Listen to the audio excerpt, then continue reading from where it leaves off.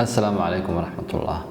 waxaan ugu bushaarinaynaa dhammaan macaamiisha muraadso.com barnaamijkan cusub ee la magac baxay abaalmarinta macaamilka online-ka anagoo ka duulayna talo bixinta khubarada caafimaadka ee ah si loo joojiyo ama loo yareeyo faafitaanka cudurka coronavirus inuu qofku gurigiisa joogo sida la ajligeed waxaan ugu talagalnay macaamilka online ka soo dalbada abaalmarino kala duwan taas oo fursad ugu helayo macaamilku inuu ku guuleysto toddobaadkii 2 jeer abaalmarinahaas waxay noqon karaan waxyaabo badan oo qiimo leh sida lacag accessories, virus protections iyo wixii la mid ah.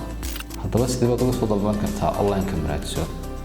Kow, waa website-ka muraadso.com halkaas aad ka helaysid talabaadka ama alaabaha oo dhan halka ka soo gudbiso dalabkaaga. Laba, waa Facebook page-ka ee muraadso.com taas oo halka talabaadkaaga ama orderska waxaad rabtaa ka heli kartid. Saddex, soo garaac la balaata kor ku xusan halkaas oo aad dalabkaaga ka soo gudbisan kartid.